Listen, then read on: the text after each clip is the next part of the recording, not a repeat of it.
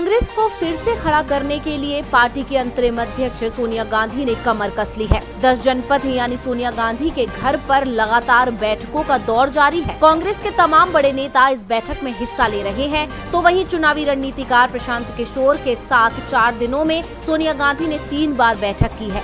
आज भी सोनिया के आवास पर एक बार फिर पीके के साथ कांग्रेस नेताओं ने मंथन किया, जहां देश की सत्ता से बीजेपी को बाहर करने के रास्ते तलाशे गए। सोमवार को 10 जनपद पर कांग्रेस अध्यक्ष सोनिया गांधी के आवास पर हुई बैठक 5 घंटे तक चली थी, जिसमें प्रियंका गांधी, अंबिका सोनी, पी चिदम्बरम, जयराम रमेश, केसी वेणुगोपाल और रणदीप सुरजेवाला भी मौजूद थे। एक बार फिर प्रशांत किशोर ने पार्टी के लिए आगे का प्लान बताया है।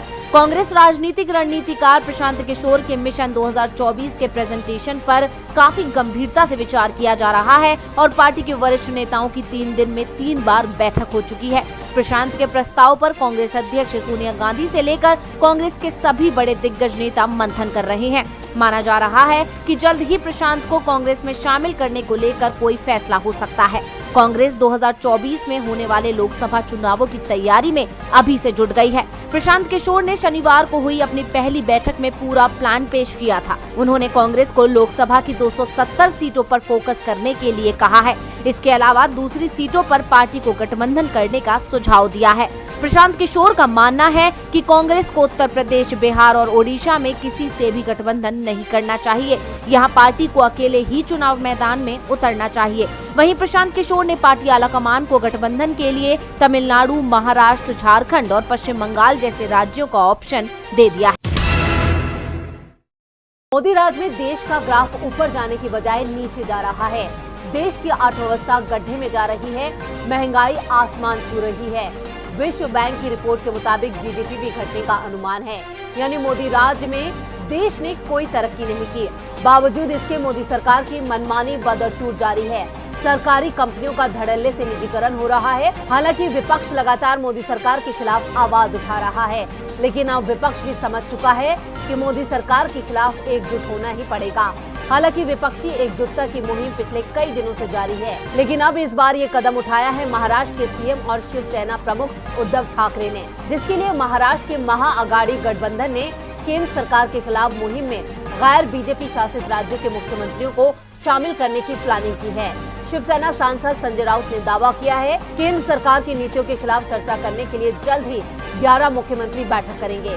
इसके लिए राष्ट्रवादी कांग्रेस पार्टी के अध्यक्ष शरद पवार और सीएम उद्धव ठाकरे कोशिश कर रहे हैं।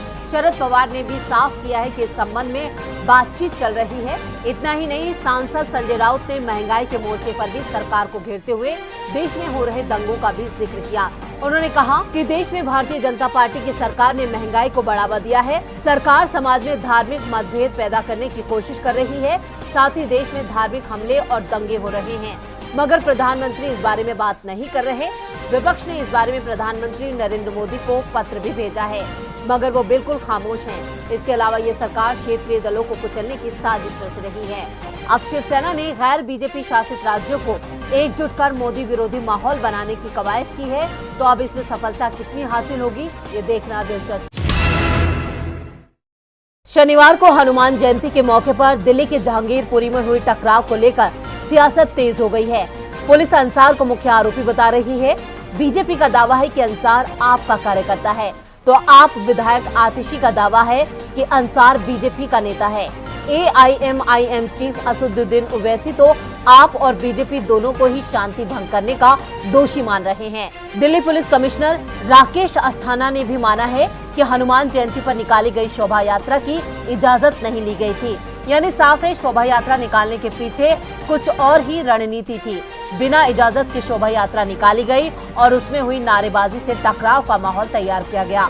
पुलिस ने विश्व हिंदू परिषद और बजरंग दल के लोगों पर भी FIR दर्ज की है, लेकिन धाराएं हल्की लगाई गई हैं, जबकि दूसरे पक्ष में सख्त धाराओं में कार्रवाई हो रही है। जहांगीरपुरी मामले को लेकर दिल्ली पुलिस आयुक्त ने केंद्रीय गृह मंत्री अमित शाह को भी पूरी जानकारी दी। अमित शाह ने दिल्ली पुलिस के अधिकारियों को सख्त निर्देश दिए हैं, शांति भंग करने वालों पर पुलिस सख्त कार्रवाई करे, जिससे फिर दिल्ली में इस तरह के हालात पैदा न हो। अगर गृह मंत्री अमित शाह ने ये सख्ती पहले दिखाई होती तो शायद दिल्ली में उपद्रव नहीं होता। मामले में दिल्ली पुलिस की जांच भी सवालों के घेरे में है।